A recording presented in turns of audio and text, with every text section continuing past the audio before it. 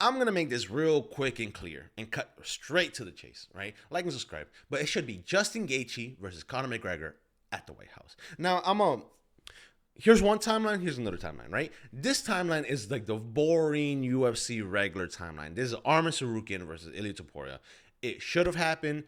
It probably will happen, right? And it's gonna happen. And I think that's a fight next. I think the interim belt really holds no value that much anymore after Johns versus Aspinall and him having to defend his belt and never getting to fight the champ, right? So if Gaethje never fights the champ, which is a fight I don't really want to see, he's just gonna get knocked out. This fight really proved it to me. And why would he? Why would he? When there's a better option out there, right? It's in the title. Now this side, this is what it's like. Yeah, this is fair. This justice. This meritocracy. I forgot what spate. And that's what's probably gonna happen. But in this timeline over here, that parallels here, maybe not timeline, but maybe just timeline. I don't know. Conor McGregor versus Justin Gaethje at the White House. Now, here's the thing: this is what we need from the White House. We need a superstar. We need an American champ, and that's pretty much fucking it.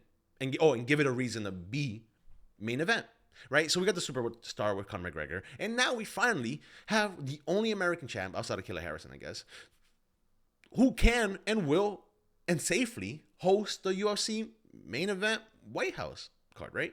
Now there is someone like Alex. There's fights like Alex versus John Jones that are good, but Dana White has talked about how he doesn't want John Jones at the White House because he can't trust him.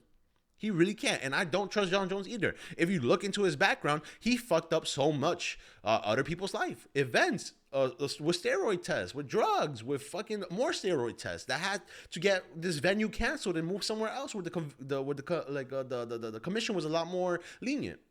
I don't trust John Jones, and neither does Dana White. Fair enough. But that was kind of like a stress, because who's gonna host the White House? It should have always been Conor McGregor, right? Conor McGregor has been training. He's been trying to get back. He still pisses hot, I'm sure. But Dana White fired all of USADA. USADA does no longer work. USADA was fair. Now they have like some random like the default piss checkers, whatever, right? But we always wanted Conor McGregor at the White House, right? That's an easy take. That's an easy, fair take. But the problem with that was we never knew where in the rankings, where in the card he should be. His main event. But he has no belt. He's not fighting anybody for a belt, right? How are we gonna put a unranked, like fucking Conor McGregor versus Michael Chandler, who's ranked 13, under someone like Alex versus Jones, under like Tom versus Costa, like other superstars, right? It wouldn't make sense. But now we do Conor McGregor versus Justin Gaethje, the American, the highlight, the champ, the interim champ, at the White House. No one's gonna complain.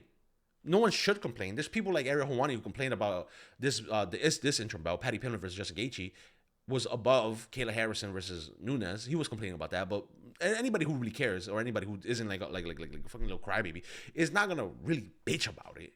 Especially if it's hosting the White House. It makes sense. I might not be you might not have to like it, but you understand why it would be above Alex Pereira versus John Jones. Justin Gaethje versus Conor McGregor is the biggest fight to make. It is lightning in a bottle. It's right there. It's fucking perfect. And you have to fucking let it free at the White House. Like a terrorist attack. Pause. Hopefully that doesn't put me in any books, right? Why would you not make this case? Why would you not make this fight? I don't know. I do not know. But the UFC is so stupid and so incompetent that it just might make Arman versus Gaethje. I don't think so. I don't hope so. You have lightning in a bottle and you're fucking putting a little fucking Arman Sarukian in that bottle and shaking it up and hoping that it makes something bigger, but it really won't, and it's not, right? So they could ruin it. Trust me. I know they could ruin it. They can. They won't. Hopefully not. Conor McGregor wants to be at the White House. Justin Gaethje, without a doubt, probably wants to be at the White House. I think he doesn't want to fight without fans or something like that. But given the payday of the red panty night against Conor McGregor, and I'm sure he'll say yes. I'm sure he'll be good, right? Now, that's about it. I don't think I need to sell you Conor McGregor versus Justin Gaethje. Who I think is going to win that fight, it's kind of hard to say, because this was the worst Justin Gaethje we've ever seen.